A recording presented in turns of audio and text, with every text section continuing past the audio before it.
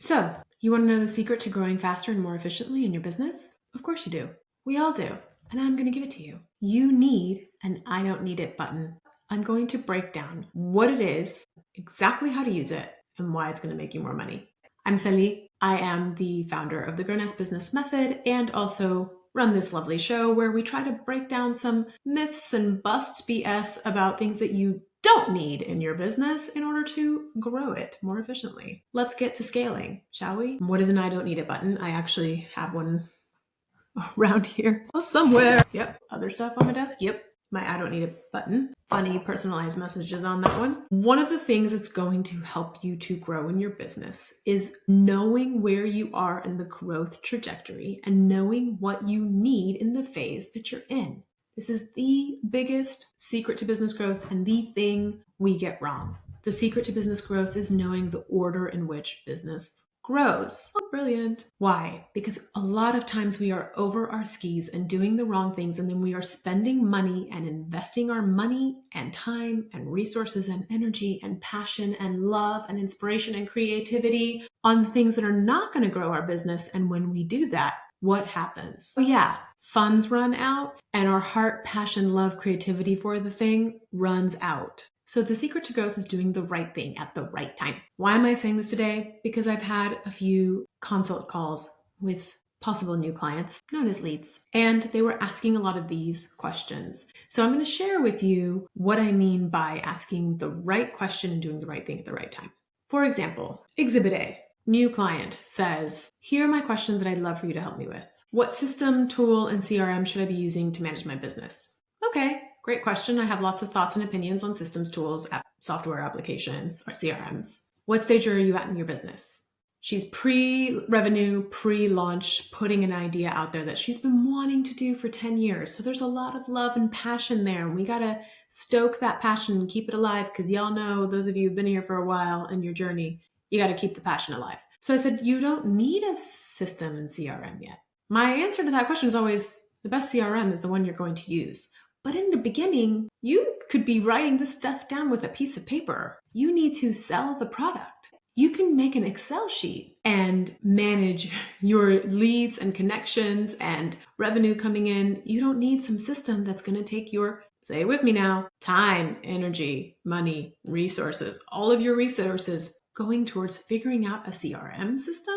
No, you need to make money. So then she asks, okay, how do I create a launch for this new product I'm launching in the fall? The answer is you don't. You don't actually need to launch yet. You need proof of concept. You just need to sell, have some conversations, sell to people, track this in a simple Excel sheet, and then rinse and repeat and do it again and see if you can continue to sell. And the questions like this go on and on. How do I develop a beta program? You just put a program out and you say, it's a beta program. Want in at this cheaper price? And for exchange, I would appreciate feedback, a testimonial, possible case study, possible referral. That's how you build a beta program. You let people know it's a beta, you let them know it's at a reduced price, and you let them know that you'd love an exchange, feedback, testimonial, case study, referral.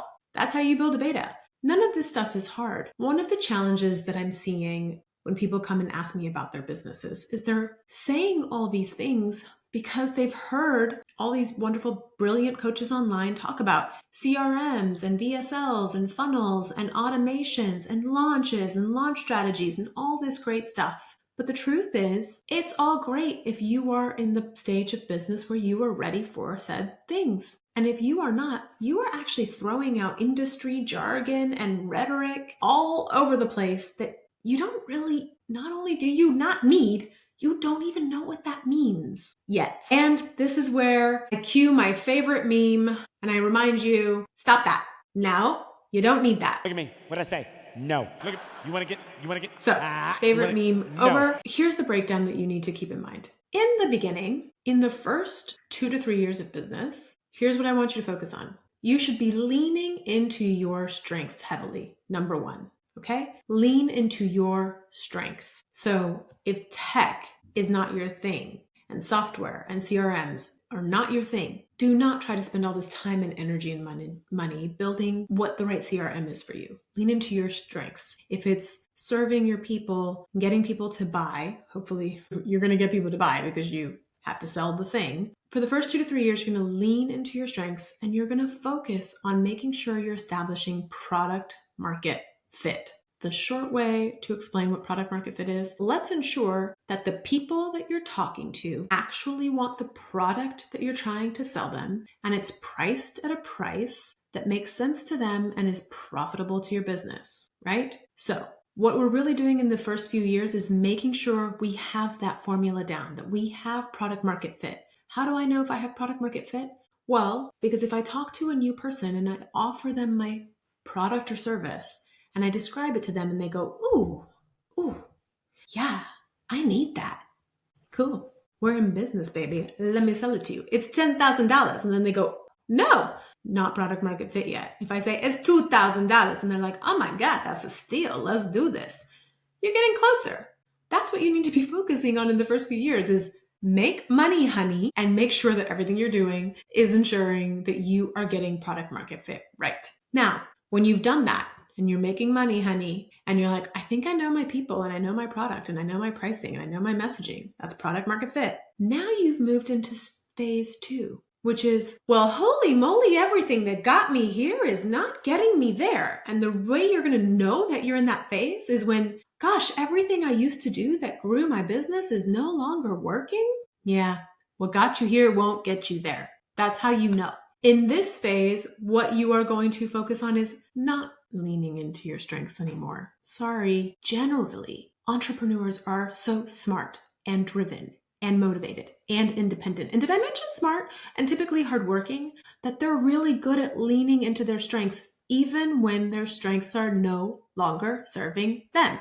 Oops. In this phase, when you start to notice, gosh, the thing I've always done is no longer really working, that's because we now need to develop your weaknesses. Sorry, Strength Finder, I love you, but for entrepreneurship, it's a little bit different.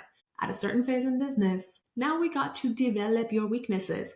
You can either choose to develop your weaknesses yourself and get coaching and training in certain areas, or you can choose to hire out or consulting supports to build out some of those weak areas. And that's how it works. So phase 1, focus on selling, make money, honey, and am I getting product market fit in my industry? Phase 2, be willing to look at now my blind spots and my weaknesses and build out my business and build out the other key areas of business, no longer focused solely on my strengths. If you are in this phase, by the way, that's my sweet spot. That's actually what we do in the Grown Ass Business Accelerator.